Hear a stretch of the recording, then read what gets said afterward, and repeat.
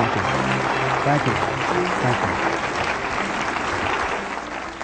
you. We've been going through several stages. We talked about self-awareness. Who am I? Asking that central question in one's life.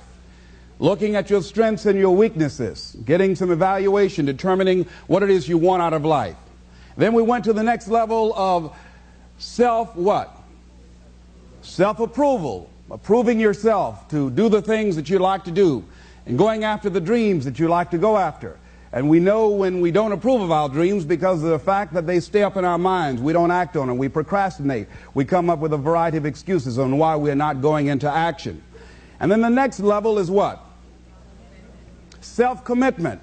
Going for that dream. Going for those goals. Deciding to do the things that are necessary to bring about the changes that we want to bring in our lives or what we want to bring in society. And then after that, we are now to this level. And this stage is what? Self-fulfillment. Because when you are involved in commitment, when you are implementing your plan of action, you're going to produce some results. You're going to have some victories that you can feel good about. And it's a time of celebration.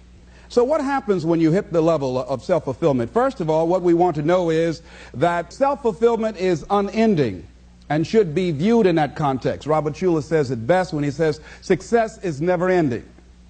So that means that we never get to a level where we feel that there's nothing else for us to do, that we've achieved a certain number of goals and we figure that we're through. No, no. You don't want to stay there and celebrate too long like a lot of people do. When they do something they consider outstanding, they go around talking about what they used to do. See, let me tell you, I used to do this and I used to do that. Excuse me, used to be's don't make no honey. What are you doing now? What have you done for me lately? You know? Go around telling people about what you used to do and who you used to be. What does that count for now? Nothing. What are you doing now? You're still here breathing. That means you've got some more to give. Doesn't matter how old you are, doesn't matter about where you are, doesn't matter about what you have, doesn't matter about what you've done. Life is about growing, it's about being productive, it's about stretching, it's about challenging yourself. So you start looking around and decide, hey, what else do I want to do? What got me here? It's a time for celebration, but also a time for reflection. What got me here? What worked? What did not work? What do I need to do to repeat so that I can get the same kind of results in other areas of my life? If the goal is to improve my health, if the goal is to improve my relationship, if the goal is to improve my income, if the goal is to improve something in society, what is it I need to do? Now, don't get confused with what you do with who you are. Don't trip. Don't go on some type of ego trip. Talking about how bad you are. None of us do anything by ourselves. Develop an appreciation for external support as well as good fortune, because all of those things play a role. And the other thing is, don't go overboard celebrating. Kipling says it best. You must meet with triumph and disaster and treat those two imposters just the same.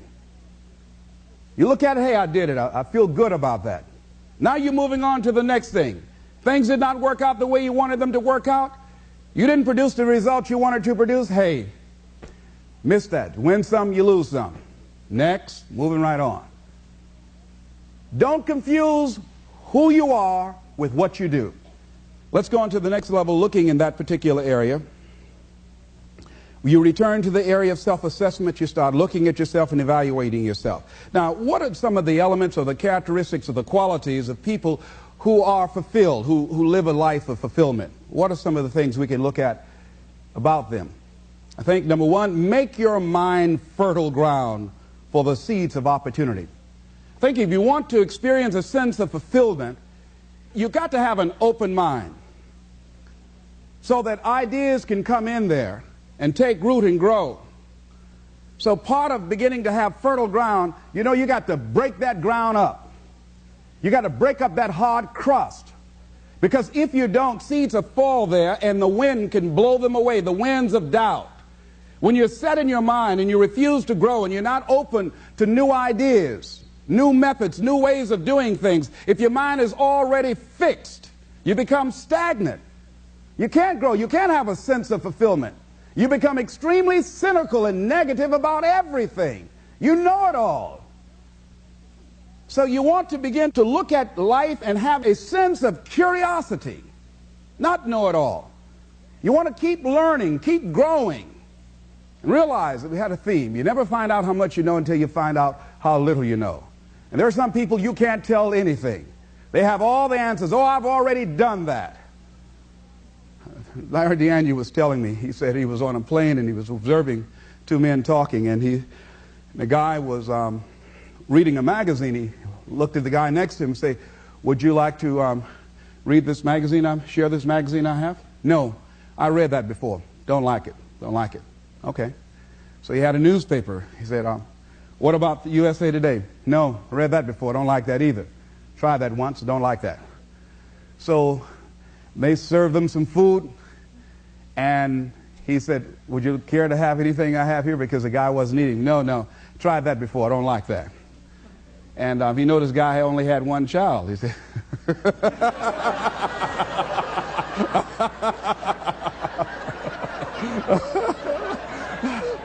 what Larry was trying to say is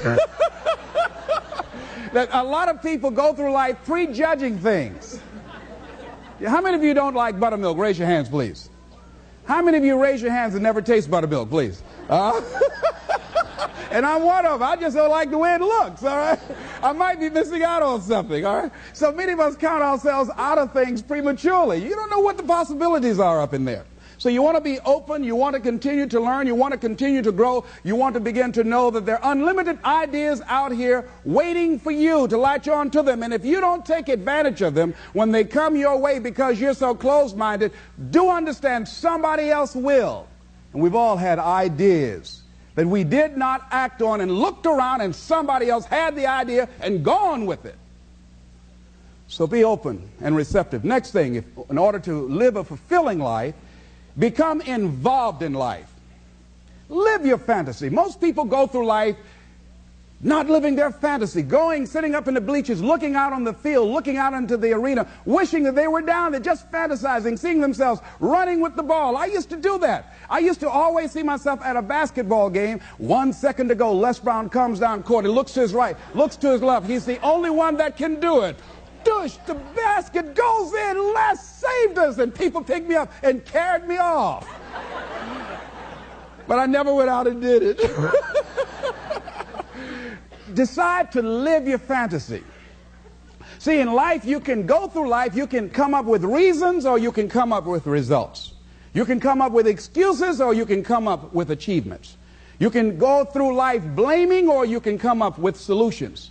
The choice is in your hands, satisfaction or despair. We can choose that. So look at your life and decide what it is that you want to do that will give your life a sense of worth. Someone said that your life worth is measured by your accomplishments and not by your complaints.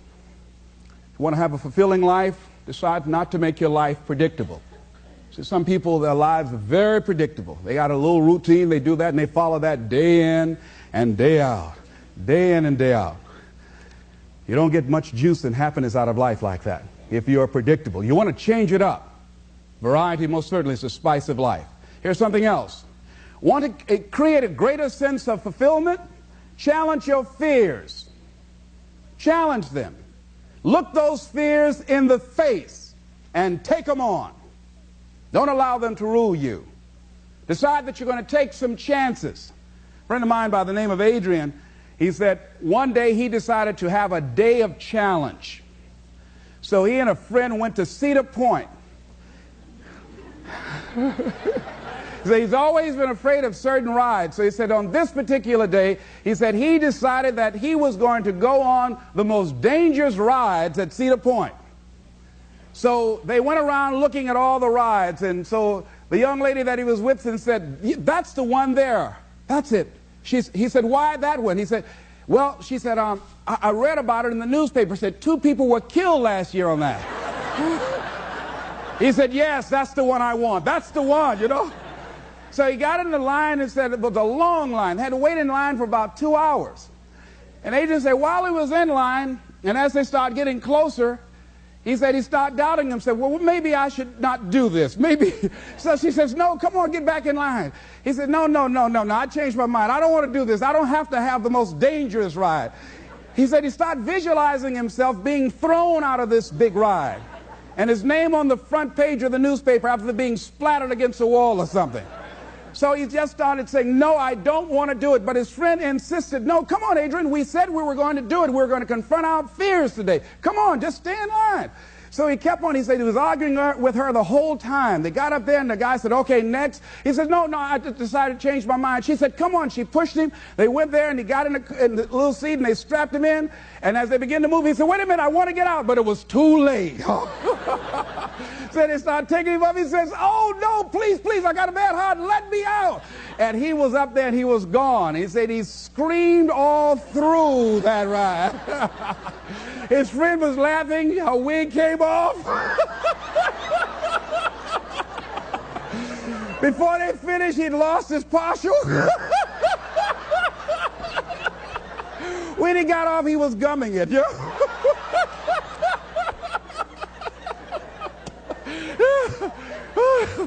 But Adrian said, Les, when I got off, he said, I walked a little taller. And he said he felt good inside. And one of the things he said, hey, it wasn't that bad after all. And we've all had experiences, things that we dread doing. And when we finally did it, we say, hey, it wasn't as bad as I thought it was going to be. Raise your hand if you ever had that experience before. Hey, I just thought I'll die if I did this. I didn't die. I'm still here. And ladies and gentlemen, that's what most people miss out of life. You've got to be willing to risk. If you're not willing to risk, you can't grow in life. Life has no power when you're not willing to risk. Somebody wrote this, and it was given to me. It said, to laugh is to risk appearing the fool. To weep is to risk appearing sentimental. To reach out for another is to risk involvement. To expose feelings is to risk exposing your true self. To place your ideas, your dreams before a crowd is to risk their loss. To love is to risk not being loved in return. To live is to risk dying. To hope is to risk despair. To try is to risk failure. But risk must be taken, because the greatest hazard in life is to risk nothing. The person who risks nothing, does nothing, has nothing, is nothing. They may avoid suffering and sorrow, but they cannot learn, feel, change, grow, love, and live. Chained by their certitudes, they are a slave. They have forfeited their freedom. Only a person who risks is free. I'm reminded of a missionary who had gone to Africa to work with a certain tribe. They were called the Headhunters. And there was a reporter observing him, and for a long period of time he had a limited relationship with him. They would not take him in. And he said because he was tentative and hesitant and fearful, he didn't want to risk having a relationship with him because he didn't want to mess around and have his head taken off. He had this fear, and obviously it showed, and the tribesman sensed it. So one night he was sleeping, and he made a decision, because the reporter came back and saw him, and he had an incredible relationship with the tribesmen, these headhunters. The guy said, what happened? How did you convert the distance, the hostility, into a warm, close relationship? He said, I had a dream one night. He said, I was thinking, and he said, I dreamed. He said, what's my passion? What's my life goal? He said, I always wanted to be a missionary. And he said, this is the work I love. And he said, in the dream, he asked himself, how much do you love it? I said, I'm willing to die for this dream. And he said, and he thought about that when he woke up, that he loved doing this so much that if it was in fact his passion, that it was in fact his life's work, he's willing to die for it. And so therefore, he said, he had no longer any fear of death. And he went in there and started working with them. And obviously, they picked that up. And he said something else that was profound. He said, when you no longer fear dying, what else can life threaten you with? What else? See, when you are willing to risk all of it. When you're making that kind of commitment, somebody always defined commitment, I love it, said next time you have bacon and eggs, look at it, say the chicken was involved, but the pig was committed.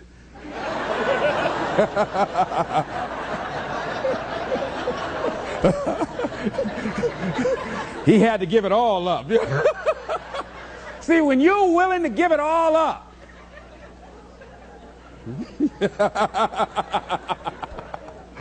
see, that's what life is. See, you've got to be willing to give it all up.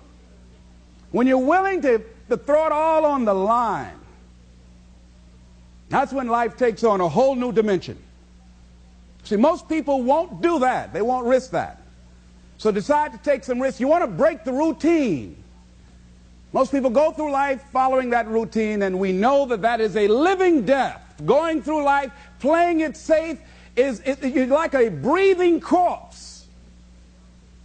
Because the only way that you can grow, you've got to risk. The only way that you can become your best, you have got to risk. You've got to challenge yourself. You've got to venture into the unknown. You've got to take some chances. Got to put you on the line.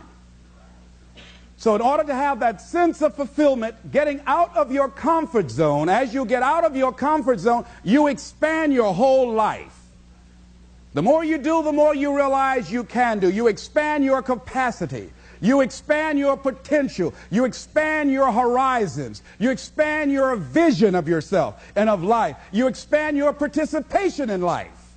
You're involved in life more. You'll get more out of life because you're putting more into life than most people. That's why it's so important that we're willing to take some risks. I don't know exactly what to do. It's okay. You'll find out. You either learn that you're going in the right direction or the wrong direction. And from that you learn. You'll get some feedback. The universe will tell you, where do I get started? Just get started. The universe will give you immediate feedback. Don't worry. You hit your head long enough, you'll get the message. Lose enough money, you'll learn real quick.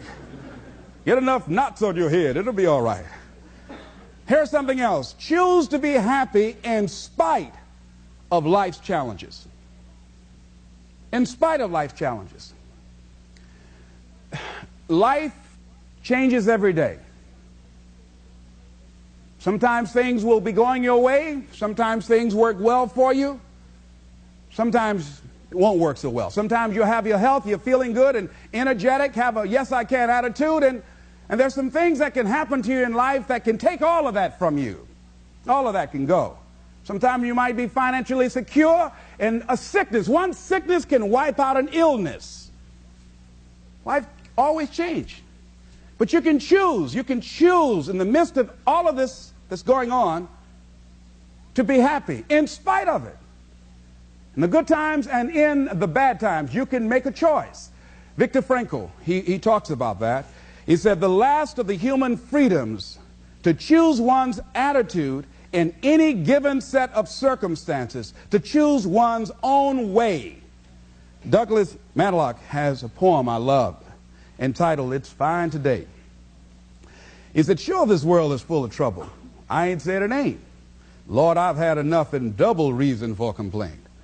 Rain and storm have come to fret me. Skies are often gray. Thorns and brambles have beset me on the road. But say, ain't it fine today? What's the use of always weeping, making trouble last? What's the use of always keeping thinking of the past? Each must have his tribulation, water with his wine. Life, it ain't no celebration. Trouble, I've had mine, but today is fine. It's today that I'm living, not a month ago, having, losing, taking, giving, as time wills it so. Yesterday, a cloud of sorrow fell across the way. It may rain again tomorrow. It may rain, but say, ain't it fine today? Isn't that good? I like that. So even if a cloud of sorrow comes over here, ain't it fine today? Living in the moment, getting everything we can out of where we are in the moment where we are right now. Living in the present. The other thing is willingness to let people and things go. You want to live a life of fulfillment. You've got to be willing to let certain people go in your life, especially if they want to go.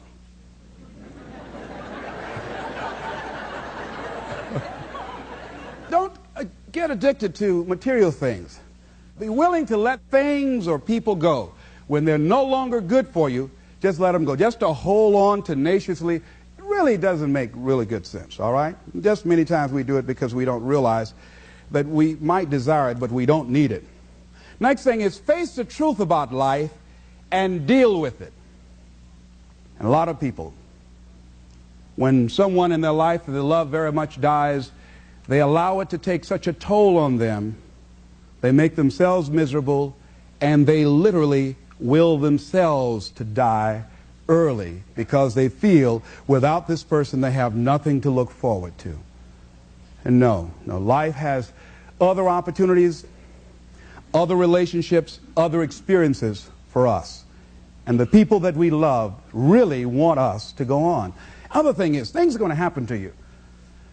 Here, in order to have a fulfilling life, knowing that things are going to happen, expect the unexpected. Whatever happens to you, use everything for your upliftment, learning, and growth. Everything that happens, use it for your upliftment, learning, and growth. In the midst of it, ask, what can I learn from this? What can I get from this? How did I end up here? What's the blessing in this for me? Ask yourself that, whatever it is. And don't let it go until you get your blessing out of it, because there's a blessing there. There's a lesson there. There's something for you in everything that happens to you for you to learn from that experience. Look at it, examine it, analyze it, dissect it, take it apart until it reveals itself to you. And then get what you need from that and move on. But everything that happens to you. I have a friend, she stutters, and I said, are you taking any special classes to stop from stuttering? She said, no. I said, why? Because it helps my business. I said, how? When I go in to somebody, I say, now, if you're busy, I'll come back because I stutter. And they used to say, oh, no, you can tell me right now. And then she say, well, this is my product. And she said, after she goes through it, and if they say no, she said, well, you didn't understand.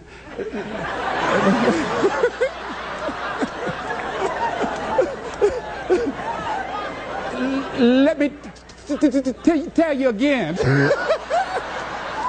And they say, oh, no, that's all right. How much you said it is?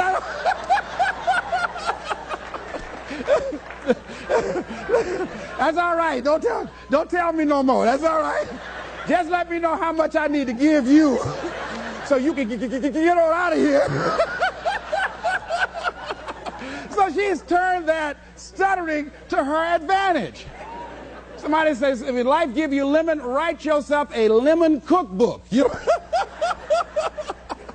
So everything. I have people say to me, hey, I really feel sorry, for you. The fact, it's a shame they labeled you educable mentally retarded. I said, it's okay. I've told this story before. AT&T, Procter & Gamble, McDonald's Corporation, Xerox, they pay a whole lot of money to head, too. What would I have to say if they hadn't done that? Whatever happens to you, turn it to your advantage. So I have now made that a blessing for me as opposed to a handicap. I went and proved them wrong by engaging in self-study and consciously working to develop myself. So now they have to ask themselves, what were we thinking about when we labeled this guy? What was going on? And then there are people who look at me and say, wait a minute, this guy, he was labeled, what? Retarded, you got to be kidding. If he's done what he's done, what can I do with what I've got? That's what happens. So when I get through talking and motivating a sales force, they leave there ashamed not to be motivated. Say, if that retarded guy can do it, I know I got to do something. They're ready to run out the room, I got to do something up in here. Oh, no, no, no, no. Am I making any sense to you? Huh? Here's something I encourage you to do. Whatever you do, do it in a consciousness of love. See, if you love what you do, and if you decide to love people, to make wherever you are an experience of love, just decide to be a loving person, regardless if the people you're around are loving or not. Just see, I've never read anywhere where they say God has love. I've never read that. But how does it go? What is it? God is love. Not that God has love. Now, if we are the children of God, we are the offsprings of God, then we are what? Love. See, love is not an emotion. Love is not something you can give. You can't give love. You must be love. You've got to be a loving person. So as you operate in that consciousness, and this comes not just overnight with enlightenment or insight or just someone recommending that, but with practice. Practice and practice and practice and doing it and doing it and doing it and working consciously. How do you do that? With all of the evil things and evil people, how do you do that? Well, one of the things is we've got to practice to be non-judgmental, to suspend judgment. That if you can, in the midst of where you are, I know a gentleman by the name of Jeffrey in Chicago. When I go there to do my training, he's a quadriplegic. He used to be a bitter young man. He's involved in a car accident and is paralyzed. Cannot move his neck. He's quadriplegic, complete. He used to be very bitter, very angry. He decided to become a loving person as a result of Jeffrey's decision. Jeffrey's life has taken a dramatic turn. He is now an inspiration and a blessing to other people. There are people who say, wait a minute. And I know one guy in particular who's always a cynical, negative guy, and I introduced him to Jeffrey. He said, if this guy could be pleasant and loving and have a smile on his face, how can I worry about this little stuff I'm worried about? How can I allow life to get next to me? How can I talk about being depressed when I can get up and move around and walk around? And Jeffrey can't do that, and he's confined to this wheelchair. Jeffrey has decided in a spirit of love to make his life a blessing to other people. He's going back to school. He writes with a pencil in his mouth. He is determined. Sometimes he becomes a little frustrated. Sometimes he does get a little depressed, but he doesn't allow it to keep him there. He's a loving spirit. You can feel it in his consciousness, just being around him. You can look at him and feel good inside. He's an inspiration to the people that come in contact with his life. That's a decision that he has made. And I feel that we can all make that decision. And through practice of being loving and giving out what we want, that we can become that kind of person in spite of the circumstances. Emmett Fox said, love is absolutely invincible. He said that there is no difficulty that enough love will not conquer, no disease that enough love will not heal, no door that enough love will not open, no gulf that enough love will not bridge, no wall that enough love will not throw down, no sin that enough love will not redeem. It makes no difference how deeply seated may be the trouble, how hopeless the outlook, how muddled the tangle, how great the mistake, a sufficient realization of love will dissolve it all. If only you could love enough, you would be the happiest and most powerful being in the world. And he ends it in a scripture that says, God is love, and he that dwelleth in love dwelleth in God, and God in him. Decide to be a loving experience in life. That whatever work you have to do, do it lovingly. That whatever relationships that you have, just decide to be more loving, more giving, more caring, more concerned, more sensitive than you've ever been before. But what if you don't get it back? It would be great if you get it back. It would be great. But don't count on it. You might get it back and you might not. But don't let someone else determine who you're going to be. Be who you are. Give what you want. Why? Because you want it back? No. Do it because that's who you are. Do it because that's how you've decided to live your life. Do it because it gives your life a sense of fulfillment and worth and self-respect.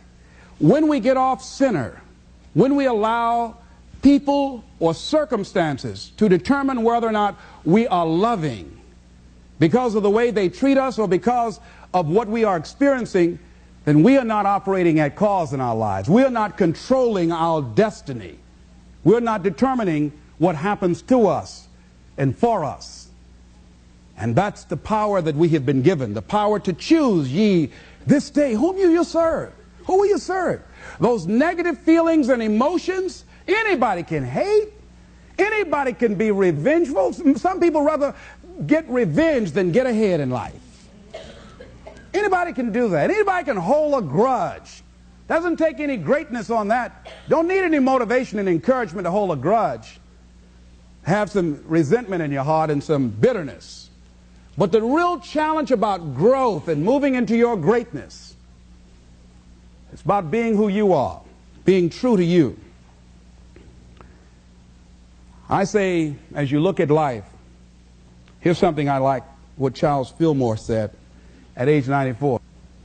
I fairly sizzle with zeal and enthusiasm as I spring forth with a mighty faith to do the things that ought to be done by me.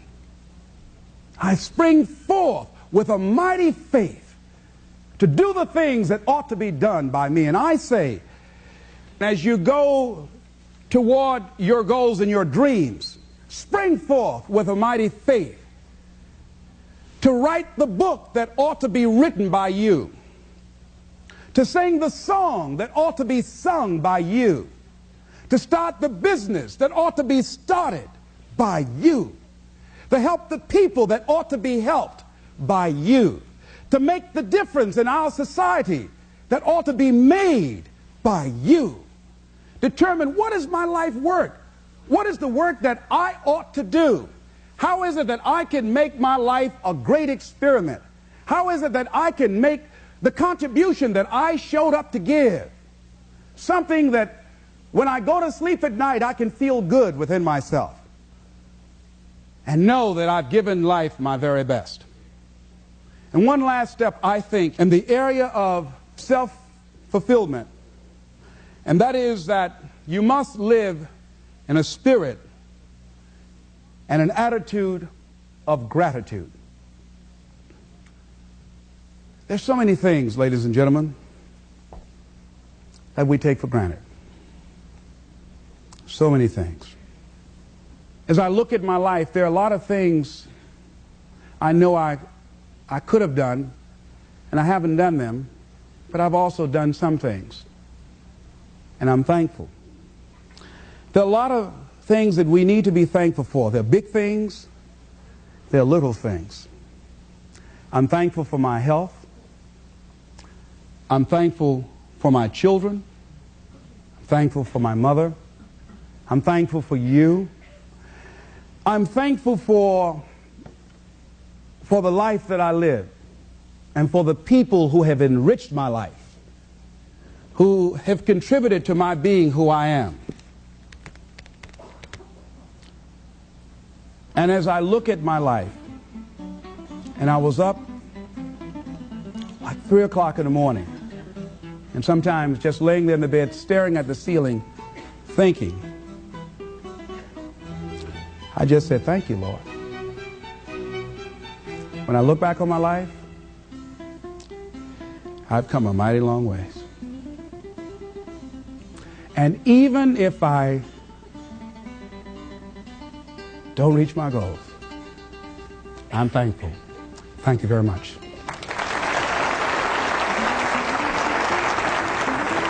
Thank you. Thank you. Thank you.